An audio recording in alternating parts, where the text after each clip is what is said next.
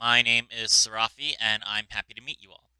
Today, we'll be continuing the Meet the Gurus podcast series with someone you're all very familiar with at this point, the Gravekeeper Guru, also known as Keeper of Graves or Khrome.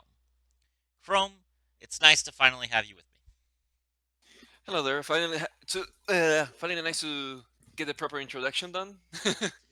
Well, we did plan on recording this video like 3 weeks ago, but then we got into the Fools Rush In 3 podcast, which took literally 2.5 hours. So, Yes, we got a little bit too excited. I do have that tendency. We mentioned before how me and the Black Queen Guru Crow at one point were just on attack shooting debris, and we ended up talking for like 4 hours about every single structure that in Duel Links. and how they were all better. They were all better than the Charmers one. Yes, with the exception of maybe the first one. Okay, so let's get down to brass tacks and kind of talk about a few things. So, number one, thank you very much for creating the Meet the Gurus thumbnail. Oh, you're It's welcome. been very helpful, and that leads to my first discussion, which is that every guru has something that kind of contributes to the team, and for you, it's our graphic design. So, what hmm what led you to an interest in graphic design? Basically, I'm an architect by trade outside of guruship as well, Mm. and one of the many things that you have to pick up, one of the skills is just basically graphic design and Photoshop. And I've been doing edits for fun ever since I picked up Photoshop as a skill.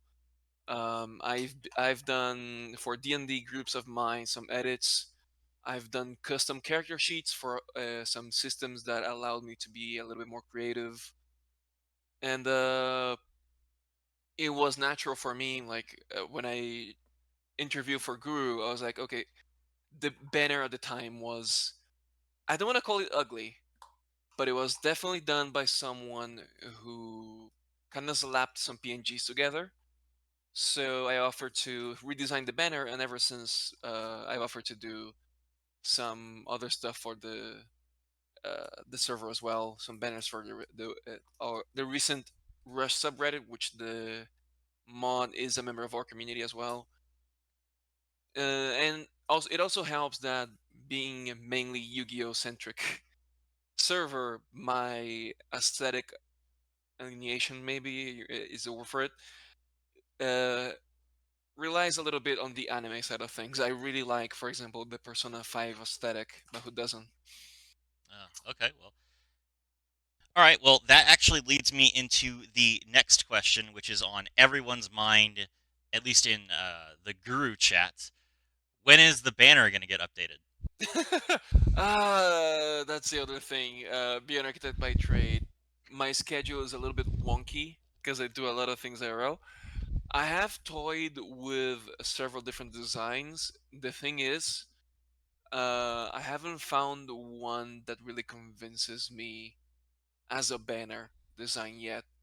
Well, your I banner think, is currently missing the champion of the first Rush Duel tournament in our server. yep. So, I I think we're missing. We have a little update. We are missing three gurus yeah, we're that have joined so far. missing Duke, myself, and Hunk. Yeah. Yep, we're missing three gurus. It does desperately need to be updated. Um, but yeah, I am working on updating it very slowly. I have all the assets. I think I forget what numbers of guru we are. I think we're either like 15, something like that. You Um, just you just made a banner that had all of them where it's yeah, 14. I forgot. It is an even number. Yeah, we're at 14, and then there's an interview today. Yeah, we are 14 right now, Mm. and it is a little bit for some reason for my the way I design stuff. It is coming a little bit awkward trying to just update it. So I had to redesign the entire organization of it because it is getting a little bit too cramped for everyone to still be recognizable. So that is what I'm struggling with right now. But as soon as I figure that out, it should come out really quickly. I All right. hope. So your aesthetic does line up very much with the Yu-Gi-Oh aesthetic, and so that comes both to your creation, but also your appreciation, which we've Hmm. heard about several times when we've talked about the card art in the podcast. So, Yes. which of the Yu-Gi-Oh animes appeals to you the most aesthetically? Oh, okay. For me, okay, it is a little bit of a cheating answer. Um, but there's two that kind of tie it for me. The first wolf that attracts me aesthetically is definitely the original Duel Monsters, Okay, mainly because you can definitely feel the remnants of the thriller horror shonen that started off, the season zero, yeah. and I really, really like the clash. Specifically, Takahashi's original artworks have a kind of like, if you look at his character artwork in his own illustrations, despite the edgy clothing and everything, has a Death Note feel to it, Mm, and I adore that aesthetic. I love clashing themes, so I love the horror esque aesthetic mixed in with what is essentially a children's card game, um, and some of the archetypes being very, very childlike for me. Um, but then, secondly, the other one that I like, and I think it is my favorite series of all time is in terms of Yu-Gi-Oh. Big part of nostalgia is GX, okay, yeah, that's and fair. GX is an anime that a lot of people have fondness for. yeah, and the thing I like about GX is first off the uniforms. I adore the uniform design of it. I love the color coding. I love this subtle hint of Kaiba being a little petty bastard and putting Slifer as the lowest dorm. And what I love the most is I have not been silent that my favorite character of the entire Yu-Gi-Oh lore is Yubel, and that has a lot to do with their design and the inspiration behind the design of them being a Rubis and how it affects their character. It's amazing. All right. Let's see. So you have probably the least popular archetype Yes. of the gurus. Well, I would say that, and then we got Balan Boxers, which Balan Boxers I think has more appeal thematically, but it's probably worse thematic in terms of power than Gravekeeper. Which is At least a for very right now. low bar. Yeah. Um, so you don't get a lot of communication or questions, neither on Reddit or on the Discord, do you? No, in the Discord specifically, I had a bit of interaction at first. But the thing is, Gravekeepers, besides being a control deck, the appeal that it had to me is that it's a very simple deck to play, and it also has a disadvantage of not being tied to any one specific anime character. It doesn't have any iconic monsters, any iconic. I mean, if you look at the deck right now, it even lacks a proper boss monster. Like people talk about Supernaturalist, but you don't play. You play Supernaturalist in Duel Links because you kind of have to. But in Master Duel and in the DCG, he is more of a hindrance than an actual boon to the deck. Hmm. So I think that helps on the perception of Keepers not being appealing to the normal Yu-Gi-Oh player, because the funnest part of Yu-Gi-Oh is normally doing a bunch of combos and getting a big boss monster on the field, and Okay. Gravekeeper just doesn't have that. Well, what would you say to anyone who might question the need for a guru for an unpopular archetype? I mean, my stance on it is the popular archetypes are the one that kind of needs gurus the most, because it's a way of keeping the deck alive and relevant, if not on an on an aesthetic, not on a popularity level, at least on a um, relevance, so it can have maybe some support in the future. Uh, Specifically, we have to remember that Gravekeepers, specifically on the TCG side of things, it is the very first archetype ever made, and it's still alive to this day. For me, with all the decks that have fallen off and died and not being playable since birth, the fact that Gravekeepers are still kind of playable, if only a little bit underpowered, is nothing to laugh at. That's entirely because of Necro Valley, though. It is because of Necro Valley, and it is also a little bit because of the tools surrounding Necro Valley. Hmm.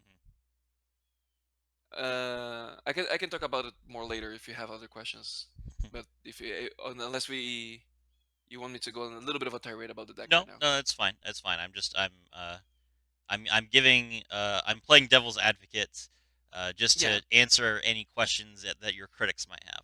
But you're Hmm. right. We don't need to go into the full Gravekeeper dive right now.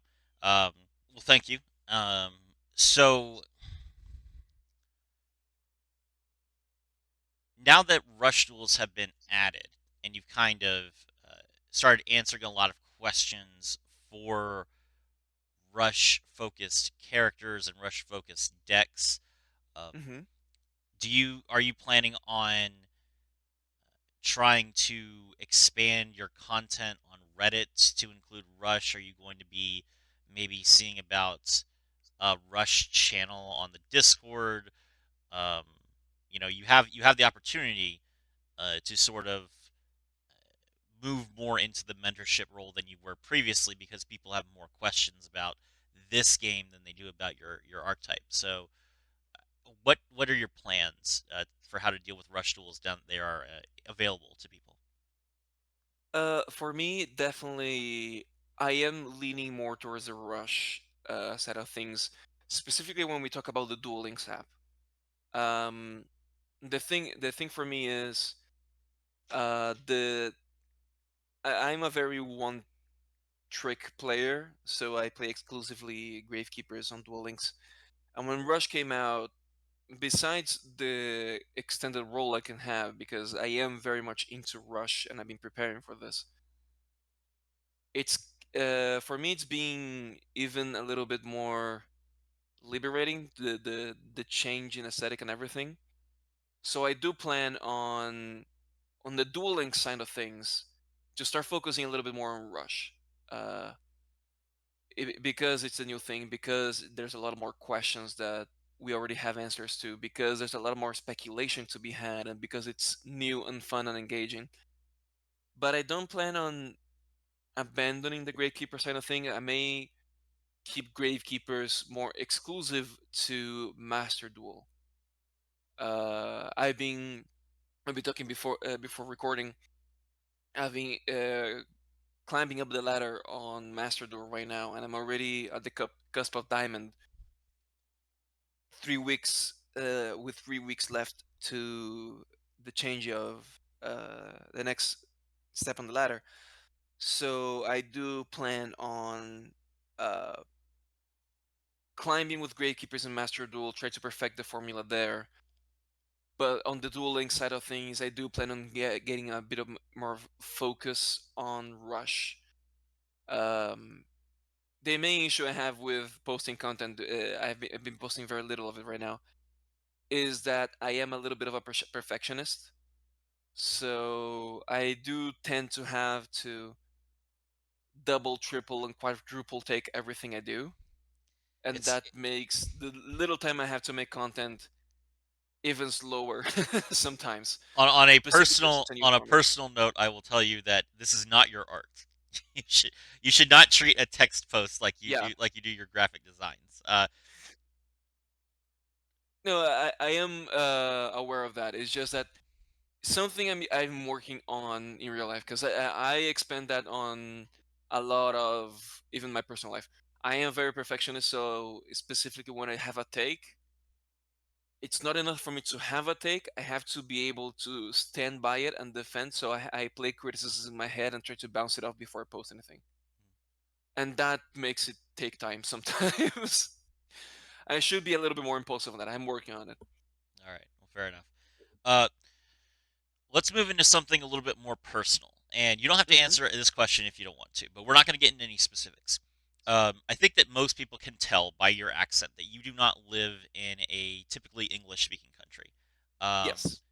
but I did notice that when you ordered a copy of Necro Valley for yourself recently, and that card arrived in English. So I'm curious Hmm. about that. So, um, do the local tournaments in your country allow English printed cards? Yes. Basically, um, we in my country is very small.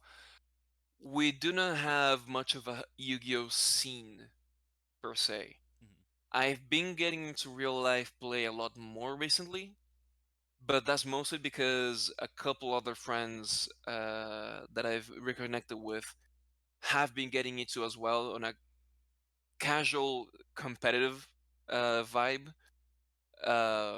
Basically, we all have our little pet decks that we're trying to make it the more competitive possible. Mhm. But there is not locals. There's not there's a shop that does like the occasional tournament, but it's more to promote product. Yeah. For example, when the Dark World structure deck came out, they made a small tournament where the entrance fee was to buy 3 copies of the structure deck, Oh, okay. and everyone was playing just the cards from the structure deck. That's interesting.